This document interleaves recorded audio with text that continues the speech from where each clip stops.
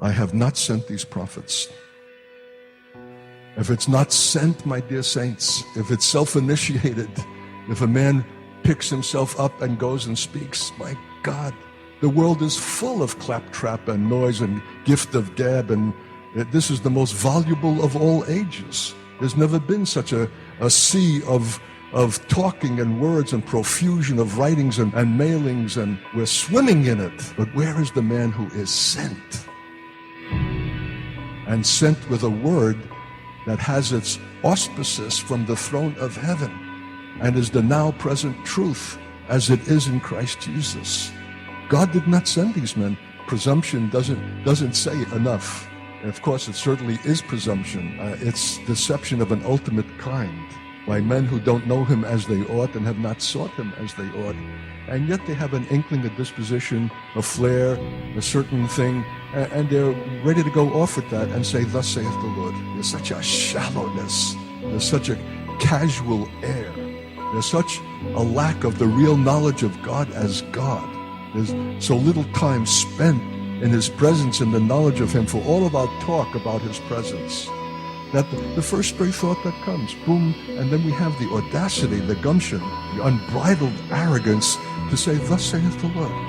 The Lord spoke to me. The Lord said to me. Doesn't he know that when it comes forth, it's hardly more than a cliche? It doesn't have enough weight to be sustained in a paper bag. There's no weightiness in that utterance. There's nothing oracular. There's no freshness. There's nothing that suggests that it has come from the throne of God, that it's a now present statement. But you know what?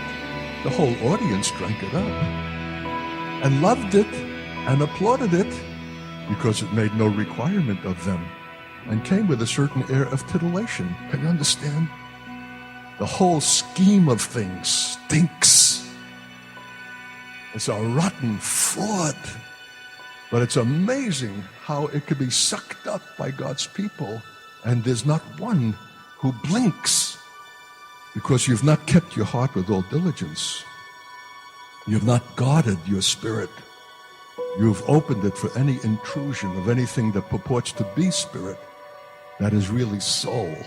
So much so that the distinction is blurred, and anything that comes that has some appearance of spirituality or whatever, with an ability to stir and touch emotion, is received of you.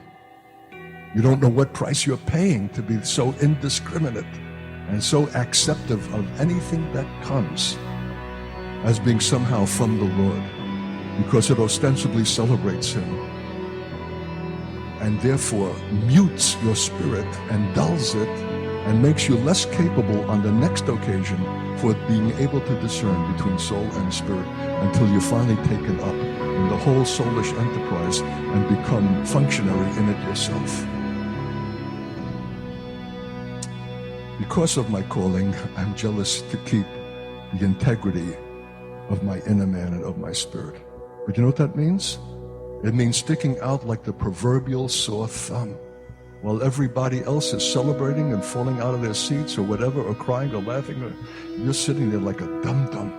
You're completely unmoved because it has not touched your spirit.